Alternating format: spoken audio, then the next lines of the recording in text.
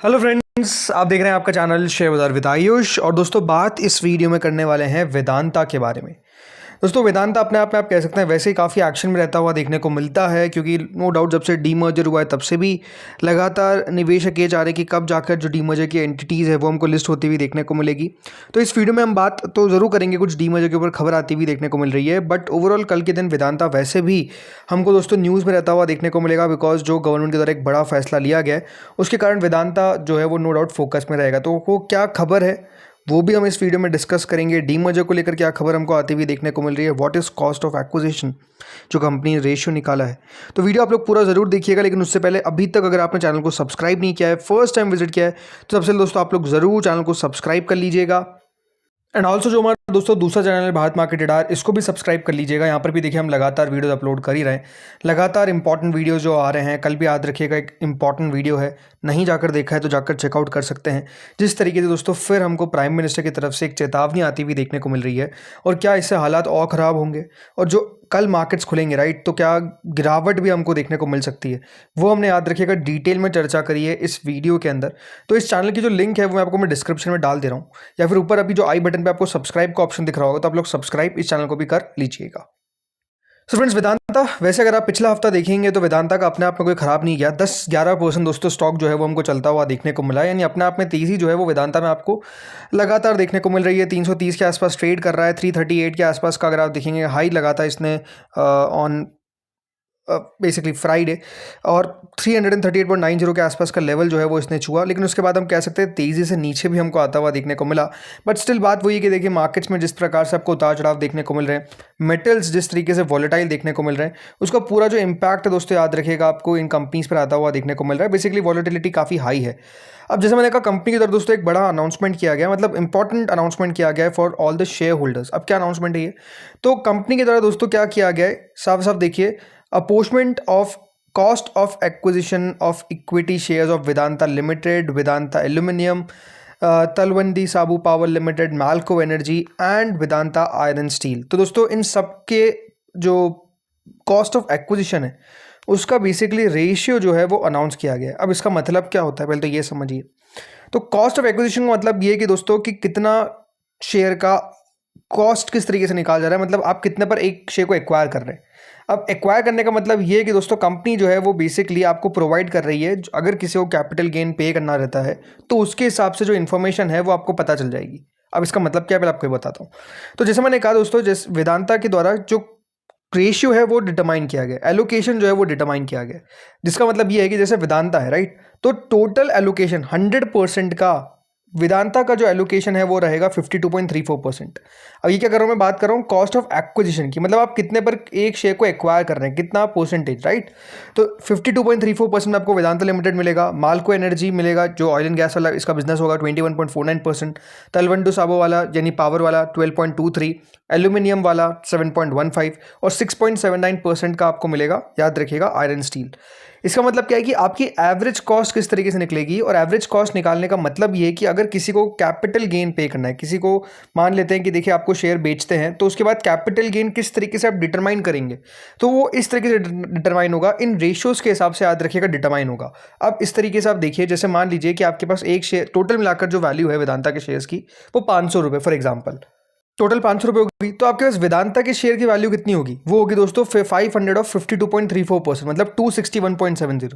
मतलब आपकी जो एवरेज कॉस्ट हो गई वेदांता के एक शेयर की जो अभी रेसिडुअल है वो होगी 261, माल्को एनर्जी की 107.45, जो ऑयल एंड गैस वाला हो गया उसके 61.15, एल्यूमिनियम की 35.75 और आयरन स्टील की 33.95।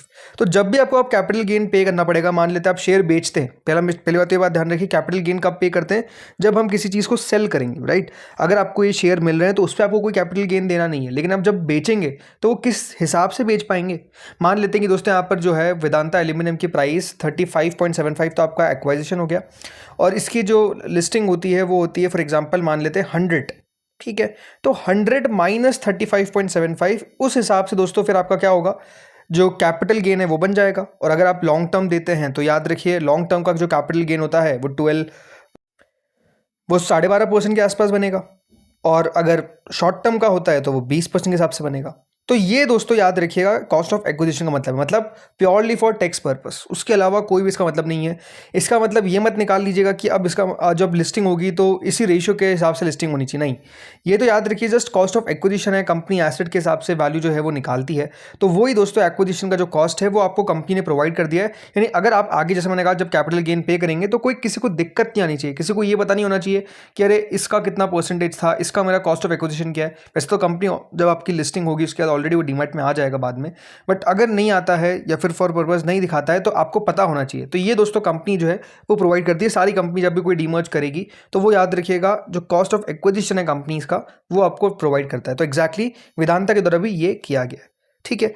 अब बात रही डीमर्जर की लिस्टिंग, मतलब जो सारे शेयर्स है मोस्ट लाइकली देखिए जून के अंदर इन सब की लिस्टिंग आपको देखने को मिलेगी, राइट। 15 जून तक एक्सपेक्टेशन है कि दोस्तों मिड जून तक कंपनी जो है वो लिस्ट करवा देगी। सो अभी तो हमको वेट एंड वॉच ही करना पड़ेगा, there is no other option हमारे पास कि हम क्या करें। वेट एंड वॉच करने के अलावा याद रखिए आपके पास ना कोई ऑप्शन है ना मेरे पास कोई ऑप्शन है, हमको देखना ही पड़ेगा कि कब जाकर दोस्तों ये सब लिस्ट होते हैं। बट हाँ, ओवरऑल लिस्टिंग जो है ये आप कह सकता हूँ कि अगले 1 महीने के अंदर कंपनी मोस्ट लाइकली करवा देगी। अब इसके अलावा दोस्तों एक और कल इंपॉर्टेंट खबर निकल कर आई, और ये जो खबर है वो किस पर है, वो सिल्वर पर है। कल दोस्तों सरकार ने इंपोर्ट के ऊपर कह सकते हैं रिस्ट्रिक्शन लगा दिया है सिल्वर के ऊपर। रिस्ट्रिक्शन का मतलब ये है कि दोस्तों जो पहले हम सिल्वर फ्री में इंपोर्ट कर लेते थे या फिर फ्रीली ट्रेड होता था, अब उसको रिस्ट्रिक्टेड वाली कैटेगरी के अंदर दोस्तों डाल दिया गया है। और याद रखिएगा लगातार गवर्नमेंट के जो डिसीजन हमको आते हुए देखने को मिल रहे हैं मेटल्स के ऊपर, जैसे गोल्ड और सिल्वर पे अभी आपने देखा कस्टम ड्यूटी को इंक्रीज किया गया, राइट, इंपोर्ट ड्यूटी। और अब दोस्तों क्या हुआ है कि यहाँ पर जो पॉलिसी है फॉर सिल्वर उसको भी चेंज कर दिया गया है। जिस तरीके से लगातार गवर्नमेंट का स्टैंड रहा है, प्राइम मिनिस्टर जैसे मैंने कहा लगातार जो अपील करते हुए नज़र आ रहे हैं, उनके हिसाब से सिंपल सी बात है यहाँ पर कि अभी संकट की घड़ी है और इसमें हमको हमारी जो मुद्रा है, राइट, उसको बचाना है, हमारे रुपये को गिरने से बचाना है। तो इसके लिए दोस्तों गवर्नमेंट जो है वो लगातार इस तरीके के स्टेप्स ले रही है। अब होगा क्या इससे, होगा ये दोस्तों कि जो डोमेस्टिक प्रोड्यूसर्स है और जो माइनिंग स्टॉक्स है उनके ऊपर इसका एक पॉजिटिव इम्पैक्ट हमको आता हुआ दिखेगा। क्यों? क्योंकि जब दोस्तों इंटरनेशनल सप्लाई चेन हेविली जो गेट होती है बाय लाइसेंसेस, डोमेस्टिक माइनर्स और रिफाइनरीज को इसका फ़ायदा होता है।